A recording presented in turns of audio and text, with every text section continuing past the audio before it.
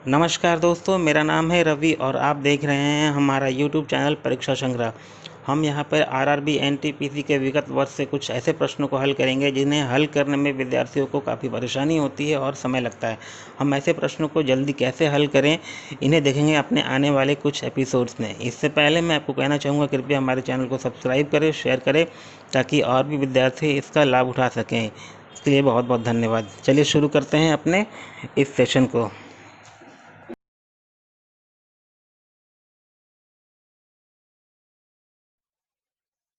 Let's start with this question. इस question में हमें फर्स्ट 60 नेचुरल नंबर का मीन फाइंड करना है।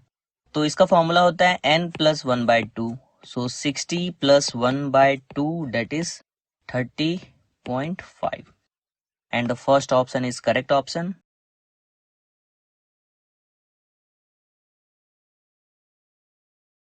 कंपाउंड इंटरेस्ट फाइंड करना है।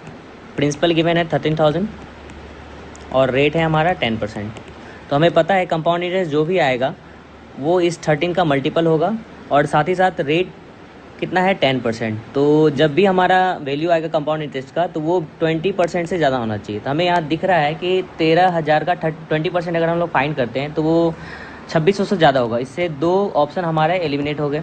बचे दो ऑप्शन में हमें देखना है कि 2620 होता है या 2730 होता है। तो यहाँ पे हमें ये भी पता है कि कंपाउंड इंटरेस्ट जो भी होगा वो 13 का मल्टीपल होगा। तो हम यहाँ चेक करना है कि कौन 30 से कैंसिल हो रहा है। तो अगर हम 2620 को 13 से डिवाइड देंगे तो ये परफेक्टली डिवाइड नहीं होगा, लेकिन अगर 273 को हम लोग 0 को 13 से डिवाइड देंगे तो ये परफेक्टली डिविजिबल है।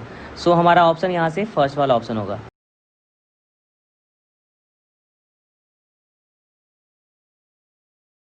इस क्वेश्चन में गिवन है the ratio of number of blue ball to the red ball is always constant. और यहाँ गिवन है अगर नंबर ऑफ ब्लू बॉल 36 होंगे तो नंबर ऑफ रेड बॉल क्या होंगे 44। अगर इनका हम लोग रेशियो निकाले स्मॉलेस्ट फॉर्म में तो हमें क्या मिलेगा 9:11। सो हम देख सकते हैं रेड बॉल का जो रेशियो है वो 11 है। इट मीन्स जब भी हमारा रेड बॉल होगा वो 11 का मल्टीपल होगा और इन चारों ऑप्शन में सिर्फ और सिर्फ 66 जो है वो 11 का मल्टीपल है। So the second option is correct option.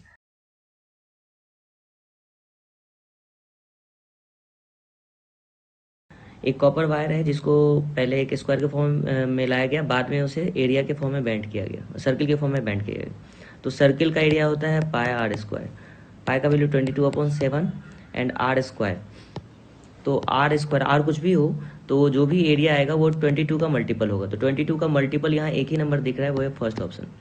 बाकी कोई भी 22 से डिविजिबल नहीं है। 154 22 से डिविजिबल है। So first option is the right answer.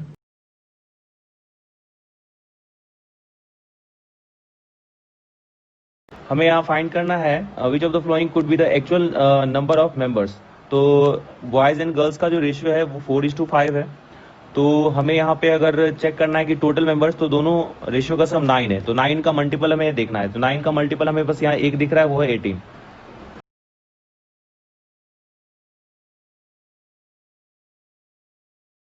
In options में ऐसा कौन सा छोटा नंबर है जो कि 3 4 6 7 से डिवाइड देने पे उसमें रिमाइंडर 2 बचता है। तो हम लोग इससे चेक करेंगे डिविजिबिलिटी रूल से। 6 और 3 को ऐड करने पे 9 आता है, तो ये 3 से परफेक्टली डिविजिबल है। इसका मतलब रिमाइंडर कुछ नहीं आएगा, 0 आएगा। इसको ऐड करते हैं तो 8 4 12 3 15। तो 15 भी 3 से परफेक्टली डिविजिबल है। इसका मतलब रिमाइंडर इसमें भी 0 आएगा। 3 + 2 + 1 = 6। इसमें भी ऐड करने पे 6 आ रहा है, मतलब 3 से ये भी परफेक्टली डिविजिबल है। रिमाइंडर 0 आएगा। तो एक ही ऑप्शन बचा जिसमें रिमाइंडर 0 नहीं आएगा, वो है third option. So third option is the right answer.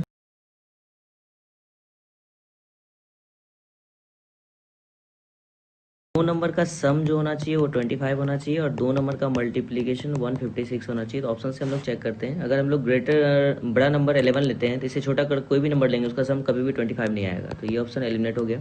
अगर हम लोग ग्रेटर नंबर 12 लेंगे तो इससे छोटा कोई भी नंबर लेंगे तो उसका सम कभी भी 25 नहीं आएगा। तो ये भी एलिमिनेट हो गया। अगर हम लोग ग्रेटर नंबर 13 लेते हैं तो उससे छोटा एक नंबर है 12, जिसको ऐड करने पे 25 आएगा और दोनों को मल्टीप्लाई करने पे 156 आता है। तो 13 इज द राइट आंसर।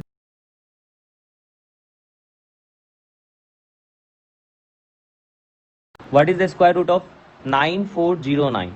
तो हम लोग अगर देखें तो 90 का जैसे हम लोग स्क्वायर करेंगे तो वो 8100 होता है। और जो भी वैल्यू है हमारा तो वो 90 से छोटा है, 83, 89, 87। तो इसका स्क्वायर करने पे कभी भी हमें 8100 से ज़्यादा नहीं आएगा। तो एक ही ऑप्शन ऐसा बचा जिसमें हमें ऐसा लग रहा है कि उसका स्क्वायर रूट निकालने पे 97 आएगा।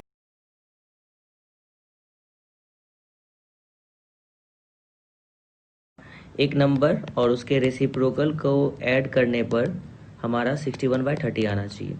तब लोग यहाँ देख रहे हैं कि सभी ऑप्शंस में सभी के डिनोमिनेटर 6 और 5 हैं, तो दोनों का तो एलसीएम हम लोग का 30 आएगा। अब न्यूमरेटर को चेक करने के लिए हम लोग क्रॉस मल्टीप्लिकेशन करके ऐड कर सकते हैं। तो 5 5 जो 25 प्लस 6 6 जो 36, तो इन दोनों को ऐड करने पे 61 आता है। तो हमारा फर्स्ट ऑप्शन यहाँ पे पता चल गया कि राइट आंसर होगा।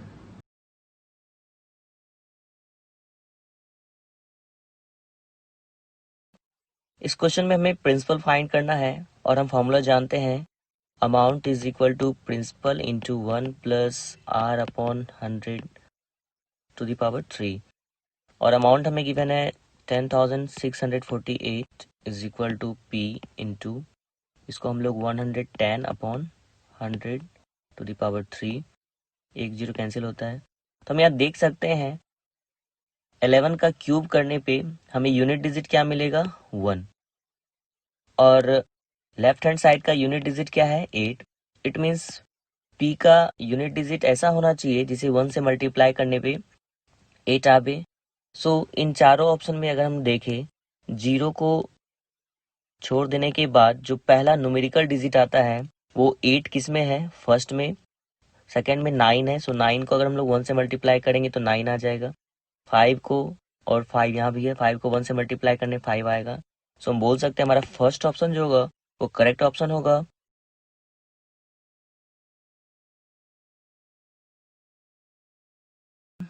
इस क्वेश्चन में कहा गया है कि एक डिफेक्टिव पीस जो है उसका कॉस्ट प्राइस है 1200 रुपीज।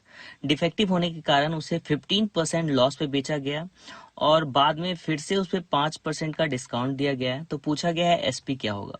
सो एसपी हमारा क्या होता है, मार्क्ड प्राइस या cost price into 100 minus loss percent that is 85% into 100 minus loss percent that is 95%।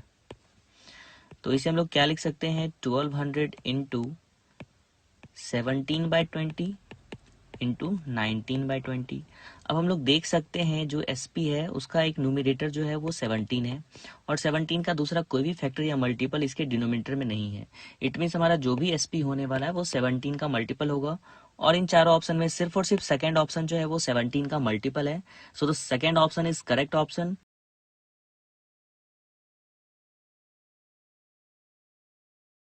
जैसा कि हम देख सकते हैं यहाँ पर हमें डायरेक्शन का क्वेश्चन दिया हुआ है। यहाँ पे दिया हुआ क्वेश्चन में वानी इज फेसिंग ईस्ट डायरेक्शन। तो देखिए वानी ने ईस्ट डायरेक्शन में फेस किया हुआ है, तो हम एक डायग्राम बना लेते हैं। ये हो गया हमारा नॉर्थ, ये हो गया ईस्ट, ये हो गया साउथ, ये हो गया वेस्ट। तो ईस्ट साइड में वानी ने फेस किया हुआ है, तो हमने ये बना दिया। अब क्या कह रहे हैं, she turns 90 degree clockwise. 90 degree को हम पॉजिटिव ले लेते हैं, क्लॉकवाइज को हमने पॉजिटिव लिया है। एंड देन 135 एंटी क्लॉक, तो 135 हम नेगेटिव ले लेते हैं। और फिर 45 क्लॉकवाइज, तो देखिए 45 फिर पॉजिटिव दिया हुआ है। अगर मैं इन सब का एडिशन करता हूँ तो देखिए 90 प्लस है और 45 प्लस है तो 135 हो जाएगा, लेकिन माइनस में 135 है तो यहाँ पर हमारा क्या आ जाएगा, जीरो आंसर।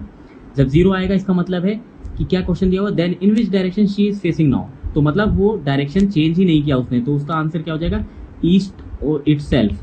तो हमारा करेक्ट आंसर होगा ऑप्शन 1।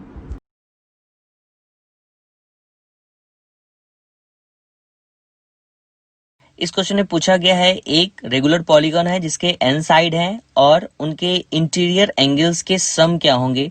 सो इंटीरियर एंगल्स का सम का फॉर्मूला होता है n-2 इंटू 180 डिग्री और n का वैल्यू क्या है 9। सो अगर हम लोग यहाँ 9 पुट करेंगे तो 9 - 2 क्या होता है 7। इट मीन जो भी हमारा इंटीरियर एंगल का सम होगा वो 7 का मल्टीपल होगा। और इन चारों ऑप्शन में सिर्फ और सिर्फ हमारा फर्स्ट ऑप्शन जो है वो 7 का मल्टीपल है। So the first option is correct option.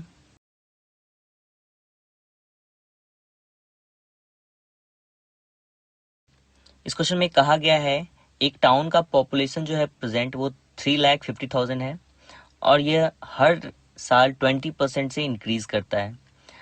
तो 2 साल बाद इसका पॉपुलेशन क्या होगा, तो क्या होगा 3,50,000 इंटू 120% दैट इज 6/5 इंटू 6/5। और 6 का एक फैक्टर जो होता है वो 3 होता है। इट मीन्स जो भी ये पॉपुलेशन आने वाला है 2 साल बाद वो क्या होगा, 3 का मल्टीपल होगा। और इन चारों ऑप्शन में सिर्फ और सिर्फ 5,04,000 जो है वो 3 का मल्टीपल है। So the third option is correct option. Thank you.